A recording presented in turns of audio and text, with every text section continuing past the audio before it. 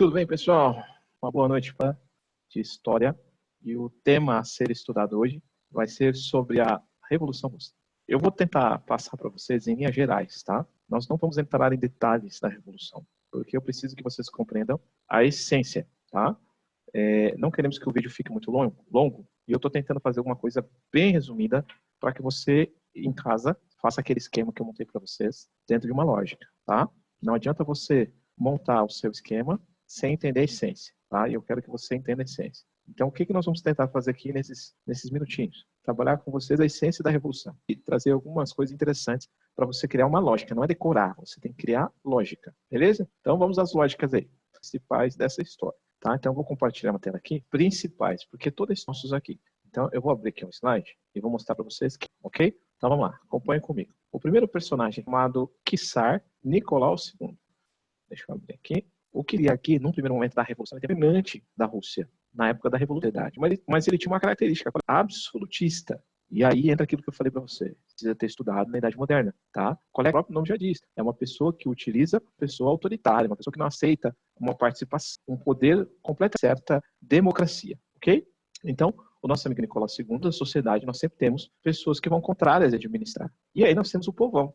E esse povão, ele é que trabalha no campo. Essa é a característica principal da produção da Rússia, ok? Estou fazendo bem didático para um protestando. Professor, essas pessoas estavam querendo e também aquelas questões básicas.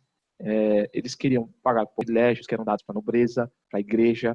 Então, formaram um partido. E o nome desse partido é russo, mais conhecido como POSDR. Dentro desse partido são, vamos lá, você que está estudando, você tem que saber. Os chamados bolcheviques significa maioria. Menchevique significa o que era a minoria, o que era a maioria. Seria dali. Tá sendo representado pelos mencheviques. E a maioria, aquelas pessoas que tinham aquele conceito de eles eram a maioria. Diante desse cenário, o que aconteceu?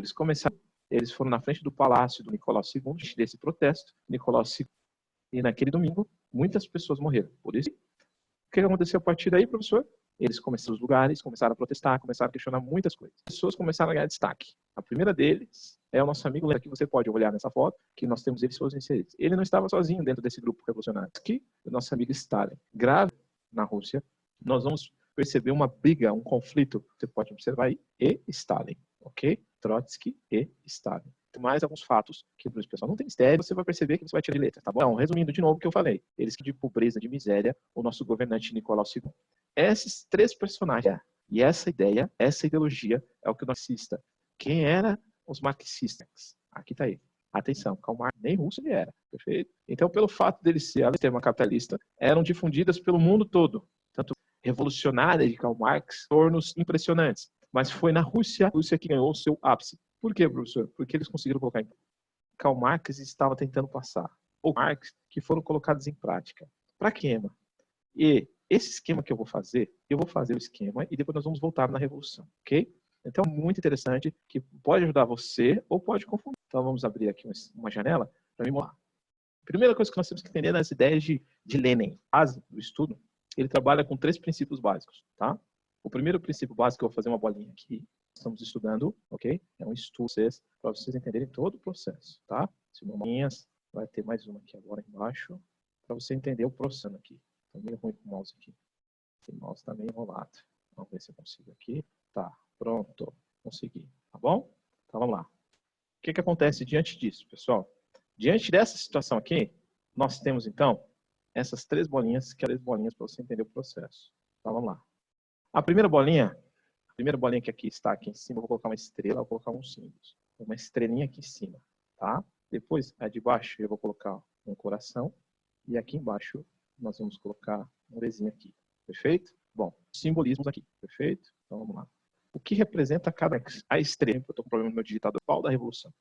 A estrela representa o governo. Bom, representa o capital, ok? Ou as propriedades. E justamente os trabalhadores, ok? Seriam os trabalhadores. O que diz Karl Marx? Marx diz o seguinte, gados. Por quê? Aqui entra um ponto interessante. Porque, de acordo com Marx, tem o capital. O governo protege a quem tem o capital. Alguma coisa sua, uma borracha, um lápis, ou até mesmo invadir a sua casa, as pessoas perfeitas. Por quê? Porque existe o governo que protege a quem tem uma propriedade. A lei protege a você. Por quê? certo? A lei, ela não, depois que soubermos, porque quem vai, até pode acontecer um julgamento para saber o porquê que eu entrei na tua casa. Às vezes eu fui pedir um telefone para você, toquei a campainha, que atender meu filho, tá morrendo em casa. Mas eu estou tentando mostrar de uma maneira objetiva como aquela atitude. Simplesmente elas olham o teu ato, tá? Não estamos julgando se é certo ou errado. Mas a quem tem o capital, sempre. Por sua vez, as pessoas que estão inseridas dentro desse processo, elas sofrem diante disso. Dessa terceira bolinha, nós podemos ter uma outra bolinha. Nessa outra bolinha que eu vou fazer, nós vamos chegar para você entender a dinâmica, tá? O mouse não está ajudando. O mouse aqui está meio complicado. Mas vamos lá. Essa outra bolinha que eu vou fazer, eu vou dar vou colocar uma outra característica, vou botar um X, tá? Então, e mais um X aqui no meio. Marx diz que o capital, ele gera quais são essas classes sociais. De um lado, eu tenho aqueles que têm propriedade, ou melhor, aqueles que não têm propriedade, aqueles que são donos do capital, elas são que dá privilégios para elas, que nós já falamos aqui. Acontece que as piadas, porque tem isso daqui, porque a lei protege. Quem tem 15, 16, 17 horas por dia, existe uma lei. Essa lei veio da onde? Veio do governo. Tá? O governo fez leis que favorecem X, ok? Agora, o que acontece? Os trabalhadores, primeira coisa, precisam se unir, precisam estar juntos. O capital, as pessoas, uma capitalista, mas deveriam tomar quem protege o patrão. Não adianta eu matar o que protege, o que dá privilégio para ele. E o que eles deveriam tomar?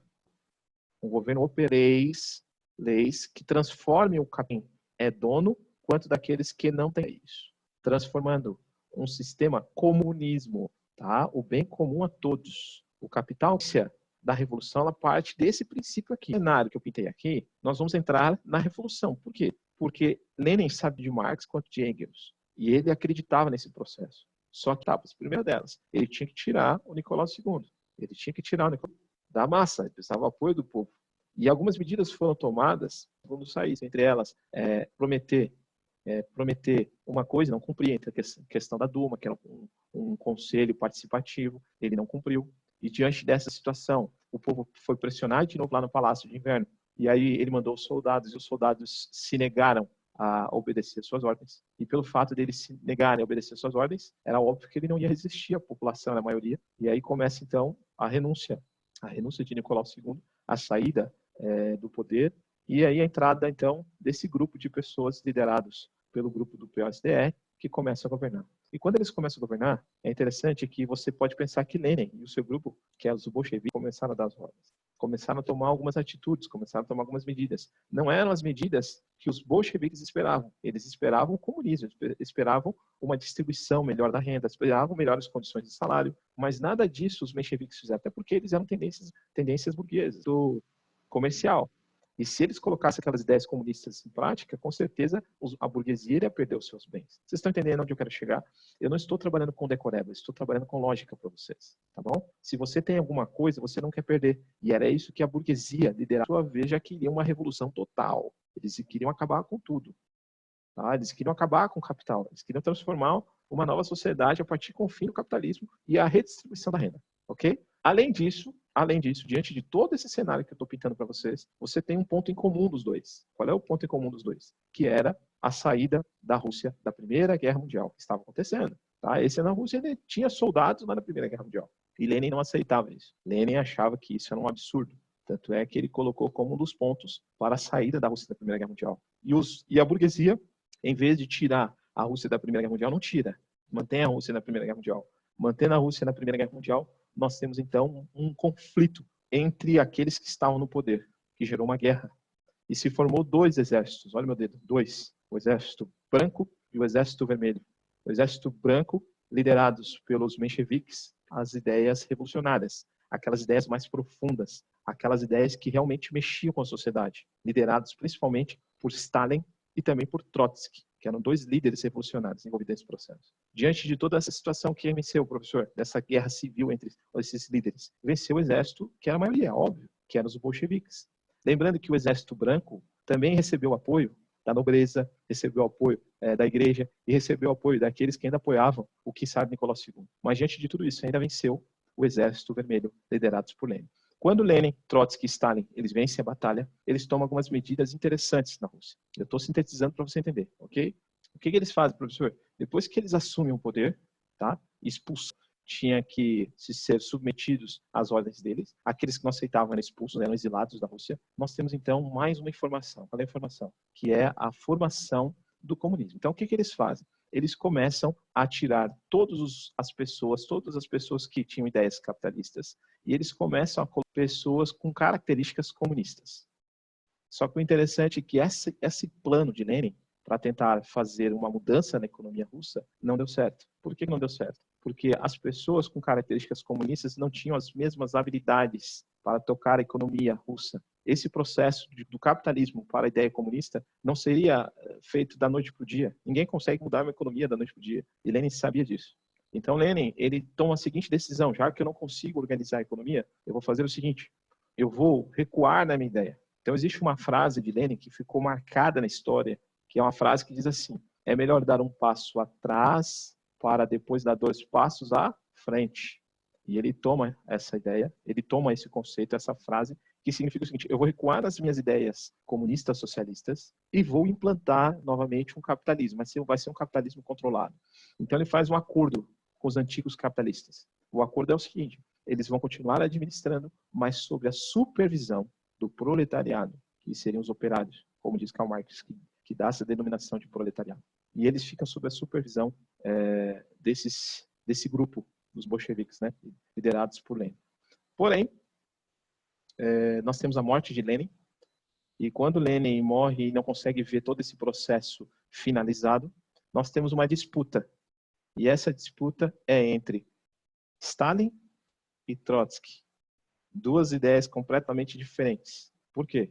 Porque Stalin acreditava que esse comunismo, ele teria que ser enraizado primeiro na Rússia e depois ser expandido para outros países, coisa que na visão de Stalin não havia sido enraizado ainda lá dentro da Rússia. Já o nosso amigo Trotsky acreditava o contrário. Ele acreditava que eles tinham que agora expandir, eles tinham que ser como se fosse uma revolução francesa, invadir os países catástrofes, outras pessoas conseguissem enxergar, e as revoluções iriam estourar no mundo todo. Em cada polo do mundo capitalista teria um polo comunista e teria uma revolução, teria um agente ali que começaria esse processo revolucionário. Quando vê o mundo todo já teria essas ideias comunistas. Como terminou essa história, professor? Terminou da seguinte forma, pessoal: terminou com uma eleição que foi feita para ver quem lideraria, e nessa eleição que foi feita, nós temos então a vitória de Stalin, e Trotsky, vendo que ele não conseguiria fazer uma nova revolução dentro da revolução, ele foge, mas ele fugindo para não ser oposição a Stalin, sabendo que Stalin também era uma pessoa mais radical nas suas ideias, ele não aceitava meio que a opinião de oposição, não é ele que vai, ele manda pessoas da sua confiança, que acabam, começa um novo período da revolução e começando uma nova fase, um novo conceito de governança dentro da Revolução Russa. Queridos, o que eu narrei aqui para vocês, claro que tem nomes, por exemplo, os planos quinquenais, tem alguns nomes específicos de anos. Eu construí toda uma narrativa agora com vocês, colocando os personagens da história. A essência da Revolução está relatada nesse agora. Qual é o seu papel agora? O seu papel é você dar uma lida no texto, é você colocar em esquemas, é fazer os balãozinhos e tentar linkar uma coisa com outra. Por exemplo, como nós podemos linkar agora Nicolau II com Lenin? Você consegue fazer esse link? Você consegue associar essas 2 ideias? Tá? Como nós podemos linkar o Domingo Sangrento com o POSDR? Você consegue linkar os 2? Você conseguiu entender como nós podemos associar a Primeira Guerra Mundial com a Revolução Russa? Mais uma questão que eu não falei. Por que Lenin tomou a decisão de tirar a Rússia da Primeira Guerra Mundial? Você consegue entender que diante desse cenário, Lenin era óbvio que ele ia tirar, porque a Rússia não tinha condição de estar envolvida numa guerra se eles estavam com problema lá dentro. Vocês estavam com dificuldades internas. A população não tinha nem armamento para lutar. Eles não tinham armamento, tá? Eles não tinham, e pessoas estavam morrendo desnutridas, sem armas suficientes, sem roupa suficiente para entrar numa guerra. Então, eles não tinham condições nenhuma de entrar na guerra. Aí um aluno pergunta, mas por que eles estavam na guerra? Aí é uma outra história, tá? O nosso vídeo já está muito longo, mas eu gostaria que você entendesse um pouquinho essa essência. Tudo bem, pessoal? Eu vou terminar por aqui essa primeira parte, desculpa pelo vídeo longo, tá? Mas era para mostrar um pouquinho a essência desse processo revolucionário aí, ok? Então, se você gostou, coloque seus comentários, deixe o seu like ali, faça suas observações, tire as suas dúvidas, tá? Por quê? Porque o Enem gosta muito de trabalhar, pessoal. Eles não fazem perguntas diretas para você. Em nenhum vestibular, é muito difícil você encontrar perguntas diretas. Eles fazem associações. Então, por exemplo, como você pode, a R, o partido que buscava o comunismo, com as ideias revolucionárias, por exemplo, no Brasil, na época de Getúlio Vargas, tá? Na época do Estado Novo, que nós temos aqui. Ou então, na época do governo constitucional de Vargas, onde nós tínhamos aqui no Brasil o AIB, o ANL, por exemplo. Como nós podemos associar essas ideias de Plínio Salgado, tá? De outras ideias. Então, essa associação, esse jogo, essa brincadeira de toma lá da cá, e como eu posso linkar os dois, como realmente aprendem, conseguem associar as coisas, daquele que só tenta decorar. Não, vou decorar aqui, entendeu? Não é assim que funciona. Tudo bem, pessoal? Um grande... Entre alguns dias, nós estaremos postando para vocês sobre a crise de 1929 e a queda da Bolsa de Valores de Nova York e a formação dos estados totalitários. Vocês, Deus abençoe cada um de vocês. Um abração, força e fé.